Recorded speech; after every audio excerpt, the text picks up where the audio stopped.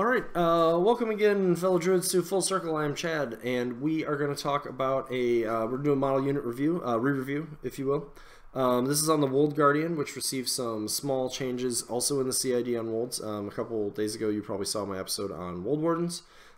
This one will probably be a little quicker than that even, because the changes here were much smaller. But I do want to go over them, and I do want to talk about this model's place. So I'm going to go through the stats, and then and the rules, and then we'll talk about where it stands. So. The Wold Guardian is a Circle Heavy War Beast. It is Speed 4, Strength 13, Mat 6, Defense 9, Armor 20. It has no command.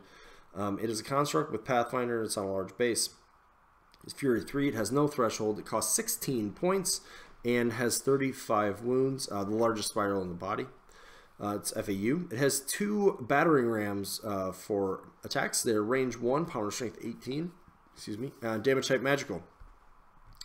Additionally, each of those weapons has the rule Ram on it, which is when an enemy model is hit by this weapon during this model's combat action, it becomes knocked down and can be pushed 1 inch directly away from this model. If the model hit is pushed, this model can immediately advance 1 inch directly toward it. The Wold Guardian is steady, so he can't be knocked down. He is a shield guard, which I'm not going to go over, but you know, he can absorb 1 shot. And then his Animus is Irresistible Force, which is a 1-cost ranged elf, lasts for a turn. Spellcaster gains Bulldoze and lasts for a turn. And Bulldoze is when a model with Bulldoze is base-to-base with an enemy model during its movement. It can push the model up to 2 inches directly away from it. And a model can only be pushed once by Bulldoze per activation.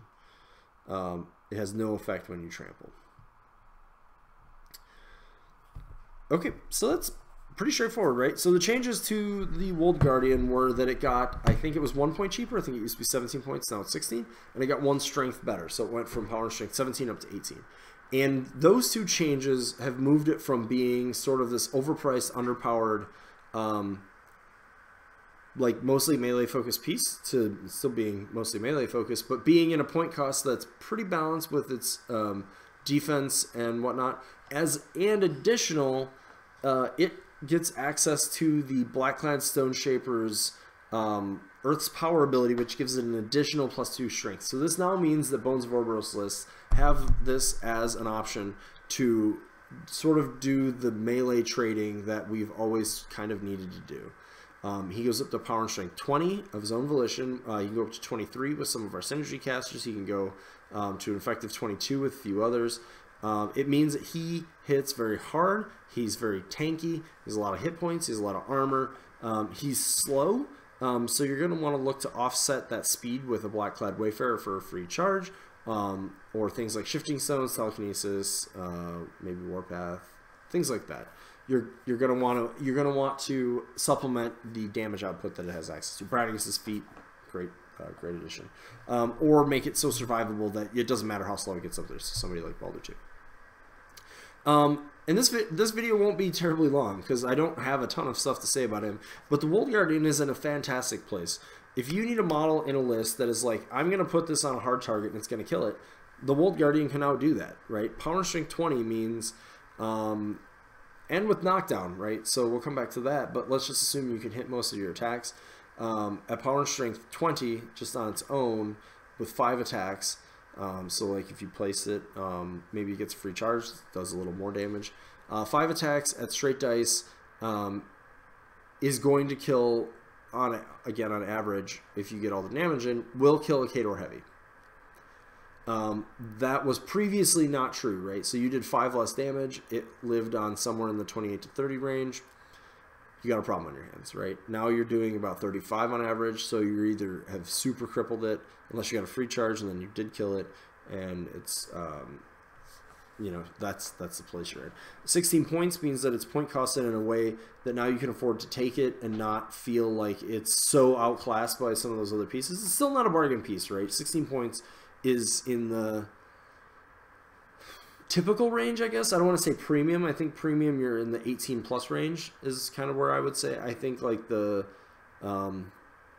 15, 16, 17, 15, 16 really is kind of where most of the like workhorse pieces are landing, it seems like, as they go through CIDs or as they've existed before. You see stuff like the Titan Gladiator there, the Dire Troll Mauler, things like that. 17, 18, you're working your way up toward premium. Anything over that is kind of a premium piece. So It's now in that space where where if you need to add armor cracking to your list, you bring this guy. Now, one thing I want to say, because it's deceptive, and I'm not going to do a whole video on Megalith again because I did it, not enough has changed.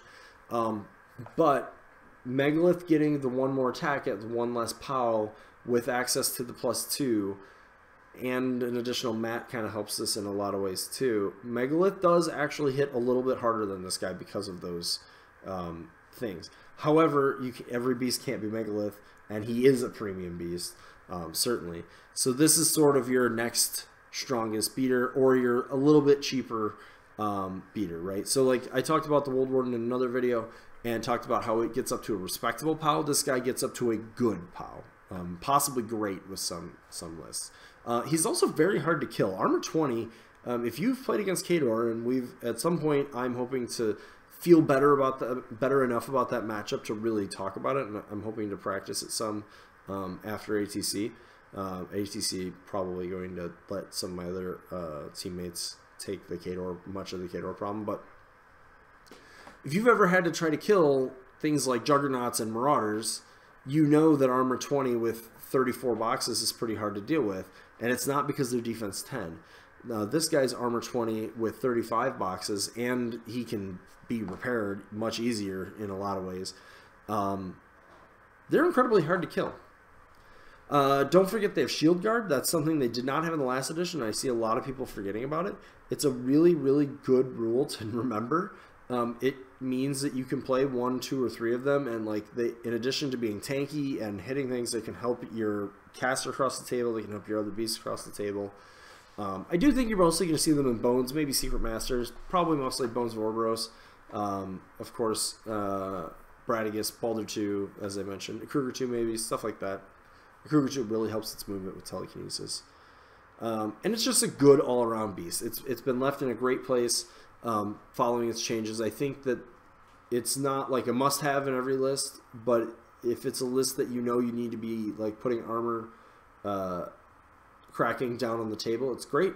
And I think anything that buffs up either its speed or its armor is going to be good, right? So it's slow. So if you can get it into... So like Bradigus, it's really strong with, because if you can... you can play 1 to 4 of them with Bradigus. 4 might be a little heavy, but let's say 1 to 3 of them with Bradigus. And the thing about them is, if I think if you can put them, so let's say you're going into other heavies, and you can put they're cheaper, right? They're not 16 points, but you can slide with the feet so that they're getting put into, 1 each into a heavy, into like a 10 to 13 point heavy, and they're able to kill it. If you can then turn around, you know what I mean? So like their pieces aren't going to be able to reliably kill it back. I think, and we're gonna do this live, but I think, if I'm remembering correctly, that you need more than a fully loaded Juggernaut to kill it. From if it has sustained 0 damage. So I'm checking on some statistics live. I use a website called Buyer Boost to do some stats. It's a little slow though.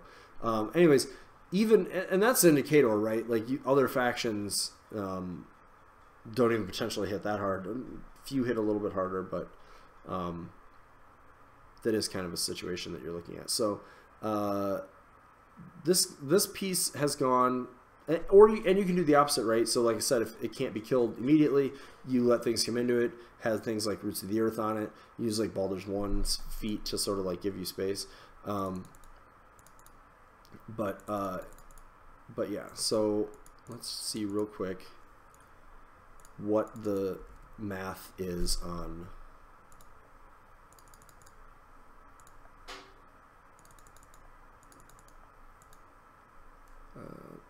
okay, so map,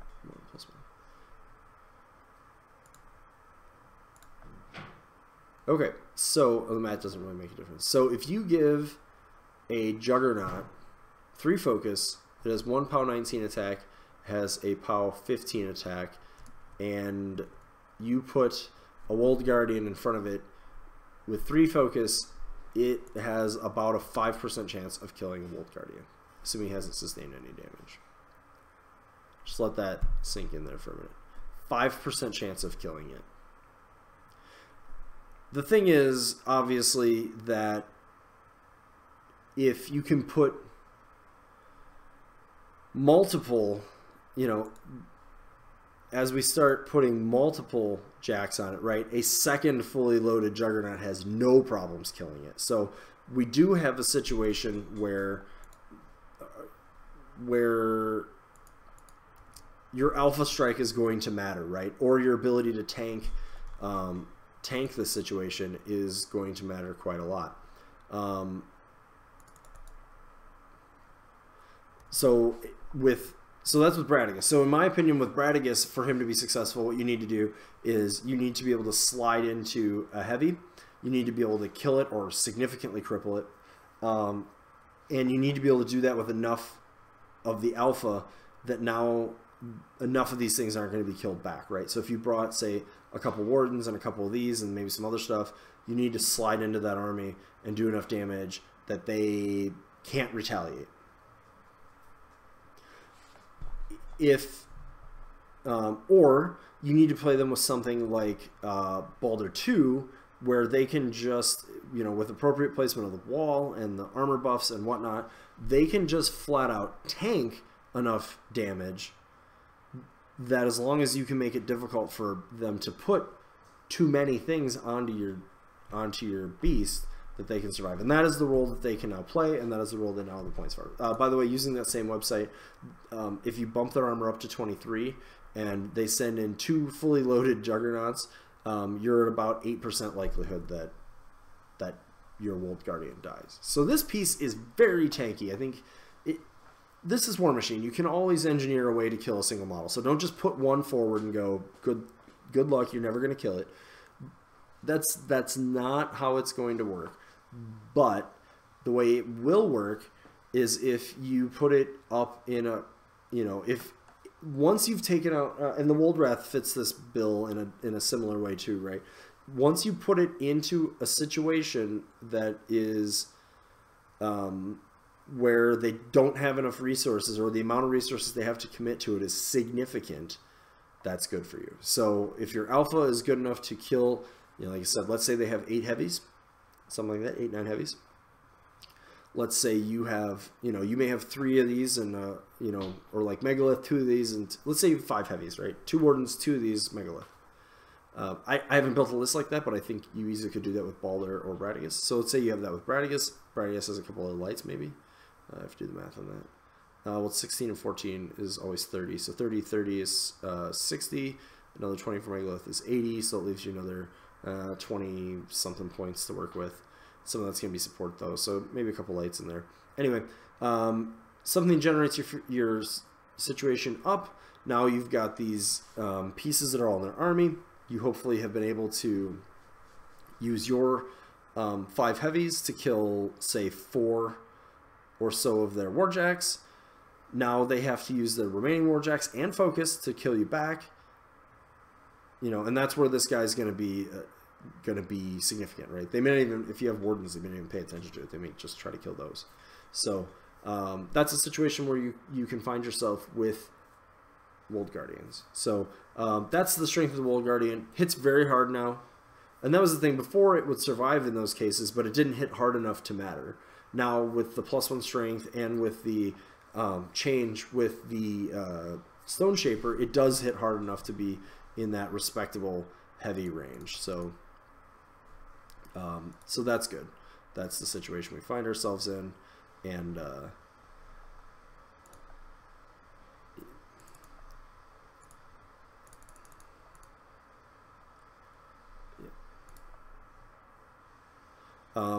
even without synergy, you're looking at about a 50-50 to kill a Khador Jack back with it. So, you know, that's the situation you're looking at. You start adding synergy in, and it starts getting pretty reliable. Or, like I said, the armor, and then, you know, maybe you don't totally kill it, but it still works out. So anyways, I've kind of ambled on a little bit, but the Wold Guardian has gotten changed. It's in a fantastic place. I definitely recommend, if you haven't, again, like I said in the Wold Warden episode, if you haven't checked it out, now is the time. Start getting those on the table. Take a look at them. I think that once you can get them into a place where you can mitigate the speed of them, and by that I mean you either set them up to take the attack or you give them speed to get out there and get the attack, then you're going to have a lot of success with them. Yeah, so highly recommended. Definitely take a look at it. Oh, and I didn't really talk about this, but it has automatic knockdown on its fist. Don't worry about the RAM. Sometimes pushing is good. Certainly look at the scenario situation, because you definitely want, like, if you can push a model out, you know, if you like need to clear a zone to kill a guy and you can push a model out, push the model out. Even if you don't kill it, then you know, you've got your points. So look for it. But automatic knockdown also means they're fantastic against some of the harder to hit things in the game, except for like Flying Beast and Legion. They're going to be pretty fantastic against a lot of that stuff, because sometimes you just boost that first attack, knock them down, and then it's gravy train from there. So against other circle like Warpwolves, do that. Against things like Scarsfell's Griffins, you want to do that. Against it changes the math pretty distinctly against things in like Signar and Crix. Once you get to like defense 13, I would boost your first attack unless you've got something else bumping your to hit roll up. Yeah. So anyways, Wold Guardians are fantastic. Take a look at them if you haven't played them. I definitely recommend trying them out. Bones of Ouroboros is definitely the place you want to try them in. Don't leave your Stone Shapers at home. And they're going to be great. So again, thanks for watching, and if you like the episode, give us a thumbs up, share it on social media, and if you want to make sure you catch all the episodes of Full Circle, make sure you hit the subscribe button. So thanks for watching, and we'll see you later.